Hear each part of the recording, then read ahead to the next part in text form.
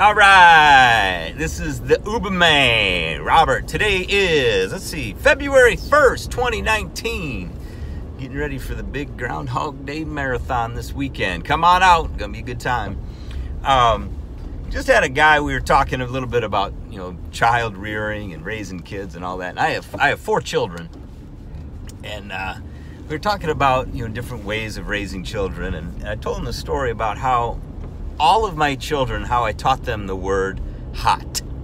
And they're probably, all of them are about maybe 18 months, 2 years old. And, they understand certain things, but they're still developing, how words and language and all that. So I'd start my morning with a good hot cup of coffee. And my son David, who is the oldest, he'd be 18 months again, or 2 years. And he'd come down and I'm reading my Bible and, having my coffee. And he'd be crawling around and he'd be on the table and he's kind of on my lap. And he'd reach his hand toward the coffee. And I'd grab his hand before he touched the coffee. And I said, "No, David, hot." And I would gently, but firmly, push his hand away. Well, sure enough, like every curious child would, as soon as I let go of his hand, he put his hand back toward the hot cup of coffee. And this time, I let him burn his hands in the coffee. Now, it wasn't like boiling hot coffee. He's not going to be scarred for life. But when he did stick his little hands in the cup of coffee, it did burn him. And he started to cry. "Ah!" And I grabbed his hand and I said one more time, "Hot." And he understood the word hot. Never again did I have to tell him, or did I have to tell him more than once. Whenever he tried to reach for something and I would say, "No, hot," he understood the word hot. Well, Katie, my second oldest child, it was a similar situation, but it was during baking some cookies. And sure enough, she liked the smell of the cookies and she started reaching for the cookies and the hot cookie sheet. And I said, "No, hot." And gently but firmly moved her hand aside. And of course, as soon as I let go of her hand, she immediately went back for the cookies. And again, I made sure it wasn't going to burn her fingers. She's not going to be scarred, but it was going to hurt her a little bit. And sure enough, she grabbed the cookie sheet and burned her fingers and started to cry. And I said, "Hot."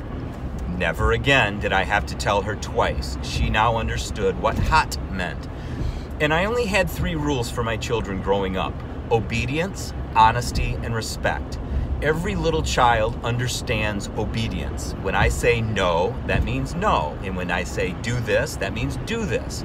And I had a rule. There wasn't like 90% or these little games. Like if I said don't touch something and they started moving their hand toward it, they would be disciplined for that because that was disobedient. That was like testing the limits. And I said, "Don't test me.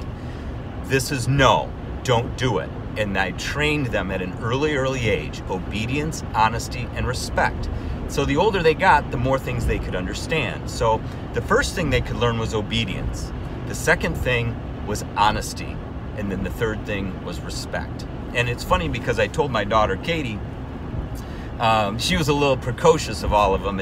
And she said, "Dad, those 3 rules, you say you only have 3 rules, but that kind of covers everything." I'm like, "Well, yeah, of course it does. But those are really the only 3 things I was interested in. I want you to be obedient, honest, and respectful. That's it. Everything else, we can kind of work around that." Now, the other thing that I saw with parents, especially today, is that they want to be friends with their children. And the problem with that is that if you're trying to be a friend with a child, and then when they get to become teenagers, so for example, if you're always saying yes, yes, yes, yes, yes, and then when they become teenagers and you're like, "No, you can't do that," it's like the genie's already out of the bottle. There's no way you're going to put that sucker back in, and then you have a whole bunch of rebellion. But if you start with no, if everything is no, no, no, no, no, and then you start easing off and then saying yes to things when they get older, that's a much easier way to parent than if you're always saying yes and then try to say no. So it's like you can either you get 2 options. You get to choose. You can either be friends with your children or friends with your adult children. And my suggestion is to be very firm, disciplined when they're younger. Don't be their friend when they're young. And that way you can develop a good, strong relationship when they're older. And that's the best thing to do, I think, as a parent. And if you try to be their friend as a child, it's very difficult to maintain that friendship when they get older. Because the one thing that I believe children will never forgive a parent for is a lack of discipline. And you need to parent. The kids don't need any more friends. What a child needs is a good parent that will discipline them and show them the right way and train them the way they should go. And that's probably one of the best things you can do as a young parent.